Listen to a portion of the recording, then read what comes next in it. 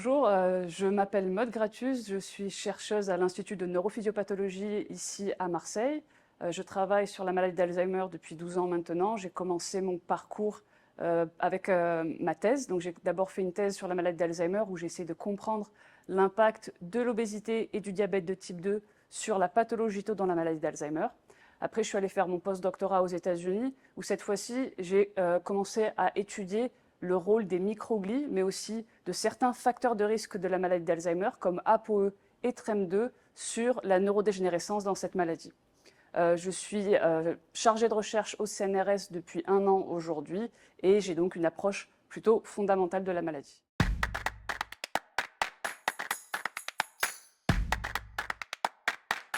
Aujourd'hui, dans mon équipe, on travaille sur la dégénérescence synaptique dans la maladie d'Alzheimer, puisque c'est elle qui va causer les pertes de mémoire qu'on connaît bien dans cette maladie, puisque les synapses sont ces deux parties des neurones qui permettent aux neurones de communiquer entre eux. Lorsqu'ils dégénèrent dans cette maladie, c'est là où on va voir les débuts des pertes de mémoire.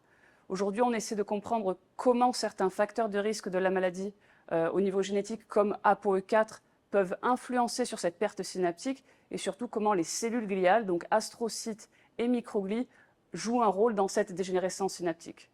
Les objectifs de mon équipe sont de comprendre comment ApoE4 et les cellules gliales exacerbent la perte synaptique dans la maladie d'Alzheimer afin de trouver de nouvelles cibles thérapeutiques pour protéger les synapses et donc ralentir la progression de cette maladie.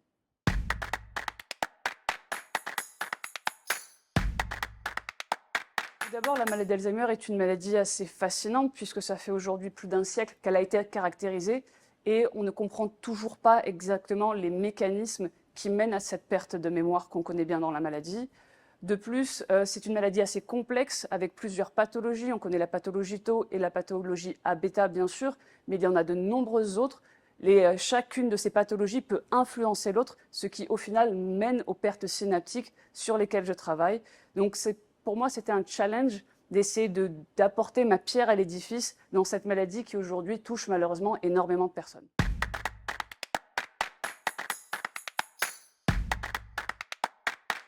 Tout d'abord, il m'a apporté une certaine reconnaissance puisque ça fait aujourd'hui 12 ans que je travaille sur cette maladie. Et de voir qu'un jury de spécialistes sur cette maladie reconnaît mes travaux, c'est vraiment valorisant et ça me permet de démarrer mon équipe rassurée. Et ça me permet aussi de rassurer mon équipe, les gens qui travaillent avec moi, sur le fait que notre recherche est pertinente, puisque j'ai pu obtenir ce prix Joël Ménard. Quel changement ça pourrait apporter sur ma carrière et sur mon équipe? Tout simplement, ça permet de me faire connaître au niveau national, puisque j'ai fait toutes mes études à l'international, que ce soit au niveau du doctorat que du postdoc.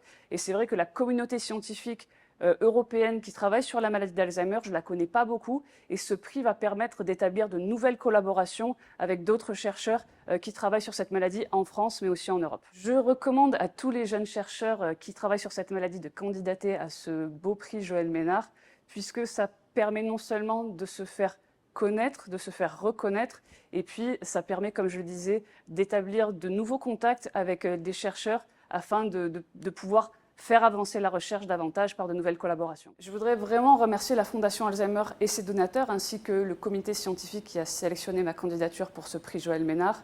Grâce à ces dons, grâce à cette fondation, on peut vraiment faire avancer la recherche. Et aujourd'hui, c'est vraiment quelque chose de très important puisque la maladie d'Alzheimer touche de plus en plus de personnes et on n'a toujours pas de thérapie approuvée en France pour guérir cette maladie. Donc vraiment, merci infiniment pour ce prix et pour les dons que vous faites chaque jour.